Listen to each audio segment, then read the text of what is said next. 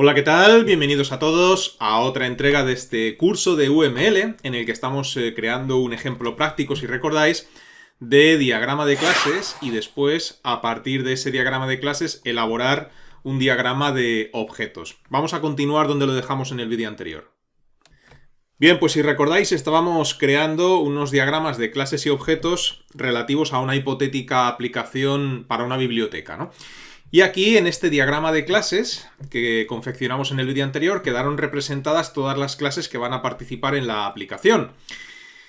Bien, pues a partir de este diagrama de clases, lo que vamos a hacer ahora es crear un diagrama de objetos. Antes de ponernos manos a la obra, recordar que un diagrama de objetos lo que hace es representar cómo se encuentran las instancias y cómo actúan las instancias pertenecientes a cada una de estas clases en un momento concreto de la aplicación, en un instante concreto. Por ejemplo, cómo se relaciona o cómo actúa una instancia de la clase estudiante en un momento concreto con una instancia de la clase libro, o cómo reaccionan o cómo actúan las dos instancias con una tercera instancia de la clase bibliotecario, o incluso con una instancia de la clase préstamo.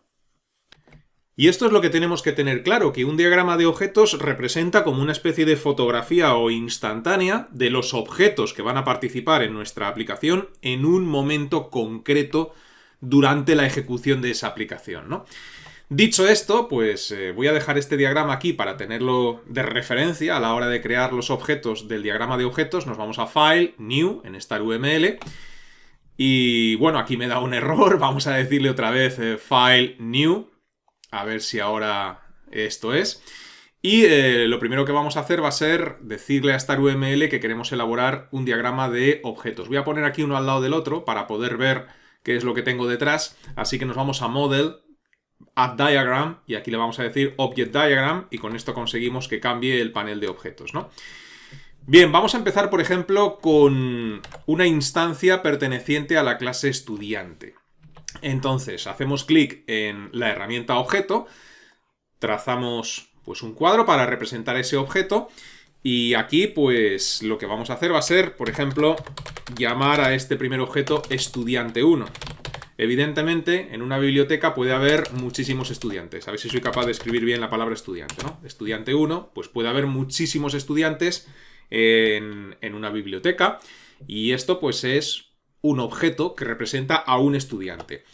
Una vez que hemos hecho esto, lo que tenemos que hacer es agregar los valores de los atributos de este estudiante en concreto, ¿no? Y aquí hay que tener una cosa en cuenta, fijaos. Voy a mover esto ligeramente.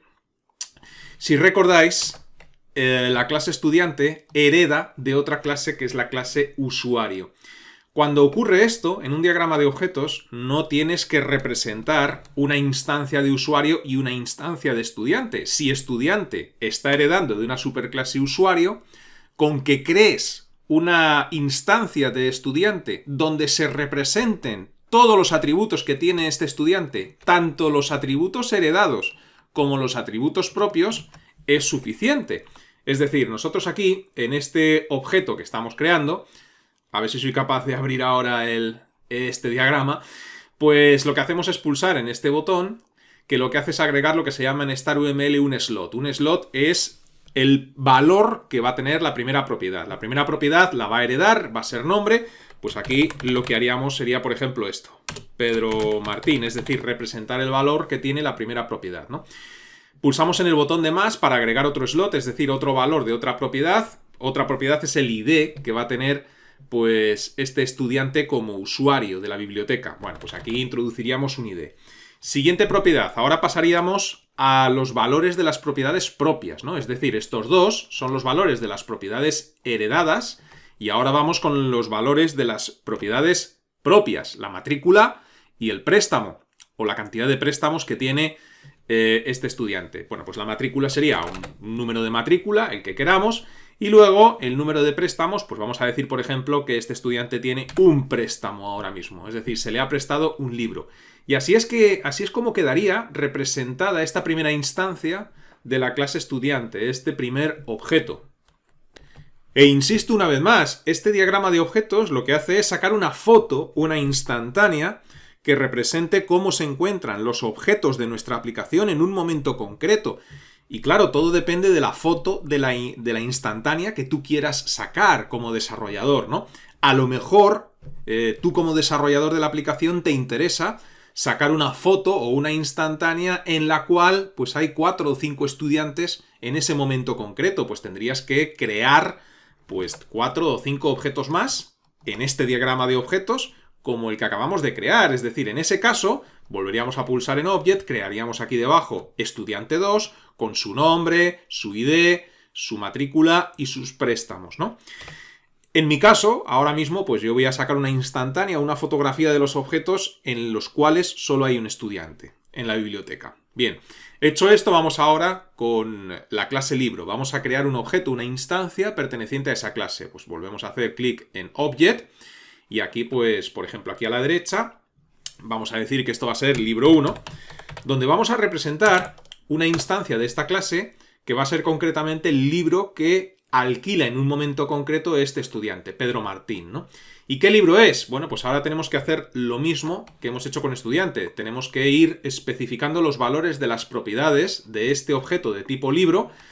Es decir, el título, esta clase libro no hereda de ninguna otra. Entonces, solo tenemos que hacer referencia a las propiedades propias, a los valores de las propiedades propias, ¿no? Es decir, el título del libro, el autor, el código ISBN y el estado del libro, si está prestado o no, o si está alquilado o no, como lo queramos llamar, ¿no? Bueno, pues una vez que hemos creado aquí el objeto, vamos a agregar el primer slot. El título va a ser, por ejemplo, El Quijote. Por ejemplo, el siguiente valor, el autor, pues Miguel de Cervantes. El siguiente valor de la siguiente propiedad, el código ISBN, que me lo invento, y el siguiente valor, pues el estado, ¿no? Vamos a decir que esto está prestado, o alquilado, o como lo queráis poner, o incluso así, las dos cosas a la vez. Y así, pues, como veis, iríamos... No me admite este carácter. Este sí. Iríamos representando los objetos, ¿no?, que participan en esa fotografía, en esa instantánea, en un momento concreto en nuestra aplicación. Vemos que hay una relación entre la clase estudiante y la clase libro. Si os fijáis en el diagrama de clases, aquí representamos esa relación con una línea y especificábamos o nombrábamos esa relación como toma prestado, ¿no? Aquí podemos hacer lo propio.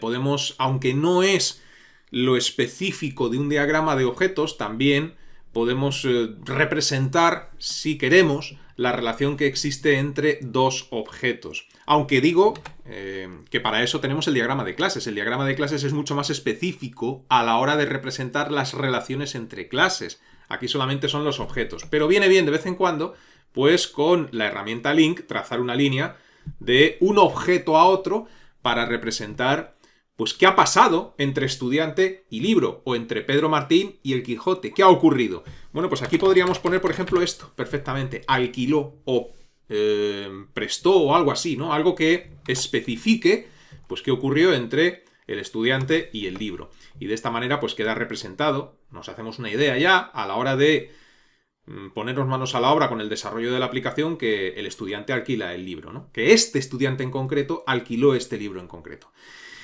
¿Más cosas que podemos hacer? Bueno, pues podemos incluso, si hacemos doble clic en la línea que une ambos objetos, fijaos que hay una herramienta que es la herramienta anotaciones. Si queremos especificar algo más de este momento concreto entre lo que ha ocurrido con los objetos, podemos agregar una nota, que es ni más ni menos como una especie de POSIT o anotación que podemos agregar ahí. Y aquí pues podríamos especificar, por ejemplo, la fecha en la que tiene que devolver ese libro, ¿no? Por ejemplo. Es decir, puedes agregar todas las anotaciones aclaratorias que desees. Entonces, aquí, por ejemplo, yo puedo decir, pues esto lo tienes que devolver el 27 del 2 del 24, por ejemplo, ¿no? O agregar el texto a devolver, 27 del 2 del 24, como quieras. Es decir, puedes ir agregando también anotaciones. Y así, pues es como iríamos elaborando este diagrama de objetos, ¿no? Entonces, se trata de que, como desarrolladores de la aplicación, trabajando con los dos diagramas, con el diagrama de clases por un lado y con el diagrama de objetos por el otro, seas capaz de ir elaborando la aplicación, la estructura de la aplicación en cuanto a clases, herencias y todo lo que trabajamos en vídeos anteriores, y también a la hora de crear las instancias para poner en funcionamiento la aplicación, pues tener el diagrama de objetos donde representes cómo deben funcionar esos objetos en un momento en concreto durante la ejecución del programa, ¿no? Hay más clases que participan en esta aplicación y también podríamos seguir agregando objetos. Por ejemplo, teníamos también la clase bibliotecario que está por ahí. Fijaos que con bibliotecario pues ocurre lo mismo que con estudiante, es decir, tiene una propiedad propia, que es el turno, donde se especifica el turno de trabajo del bibliotecario, si trabaja de mañanas, si trabaja de tardes, y hereda dos propiedades de la superclase usuario, que es el nombre y el ID, es decir, el bibliotecario como trabajador que es, también tiene su nombre y también tiene un identificativo dentro de la empresa o dentro de la biblioteca, ¿no? ¿Cómo representaríamos esto? Si quisiéramos que en esta instantánea apareciese también un objeto de tipo bibliotecario, bueno, pues escogeríamos de nuevo la herramienta Object, aquí agregaríamos este objeto, vamos a poner bibliotecario 1. ¿Por qué 1? Bueno, pues porque si tenemos bibliotecarios que trabajan de mañana y de tarde, es lógico pensar que mínimo hay 2 bibliotecarios para gestionar todo esto, ¿no? El que trabaja por las mañanas y el que trabaja por las tardes, que será otro diferente, ¿no? O incluso 3, para 3 turnos, en fin, o de reserva. Por eso pongo bibliotecario 1. Y ahora tenemos que tener en cuenta que hereda nombre e ID. Pues vamos a empezar por ahí. Le damos a slot, el nombre del bibliotecario, pues va a ser, por ejemplo, Elena Gómez. Por ejemplo, bibliotecaria en este caso. El ID, pues un número identificativo de trabajador dentro de la empresa, dentro de la biblioteca. Y luego vamos con el valor de la propiedad propia, que es el turno. Tenemos que especificar si trabaja de mañanas o de tarde. Pues vamos a poner aquí mañanas. Y así quedaría representada pues esta instancia, este objeto de tipo bibliotecario. Y de nuevo, si queremos representar en este diagrama cómo interactúa este objeto con los otros dos, está claro que el estudiante alquila libros y está claro que el bibliotecario gestiona esos alquileres. ¿Alquileres de qué? De libros. Así que podríamos coger nuevamente la herramienta link, representar que hay cierta unión, relación entre Elena Gómez y el Quijote que ha alquilado este estudiante, y aquí podemos poner gestiona alquiler o gestiona préstamo o lo que queramos poner.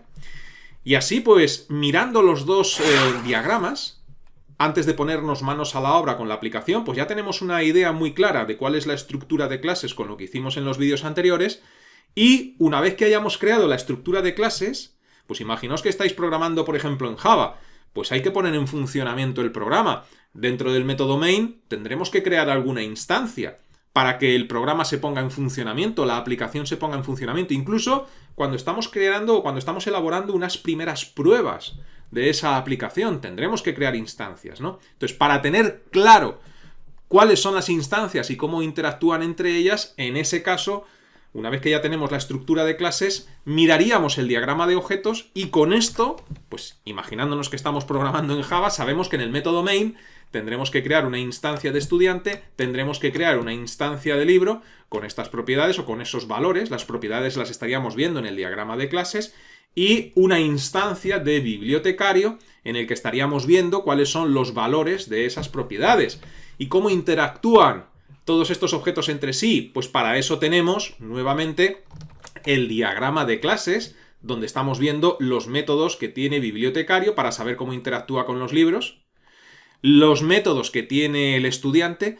para saber cómo interactúa con los libros, y los métodos que tiene el libro para saber cómo interactúa o qué información tiene que proporcionar respecto a las otras clases, ¿no? Y así es como se iría elaborando la aplicación, mirando un diagrama y otro. En este diagrama de objetos podemos representar más cosas, pero eso ya lo vamos a dejar para el próximo vídeo. Así que de momento lo dejamos en el punto en el que nos encontramos. Y os recuerdo que si lo deseáis podéis registraros gratuitamente en mi academia virtual, pildorasinformáticas.es, donde en la zona de cursos gratuitos tengo todos los cursos gratuitos que he ido subiendo a YouTube ordenados por categorías. Aquellos que deseéis que os resuelva las dudas relacionadas con los cursos tenéis la sección de cursos offline, y los que deseáis que os haga un seguimiento más personalizado, como si tuvierais un tutor en casa, con ejercicios, test, resolución de dudas y entrega de certificado al finalizar un curso, tenéis los cursos tutorizados. Estos catálogos se irán ampliando poco a poco con el tiempo. Hasta la próxima, que os vaya bien.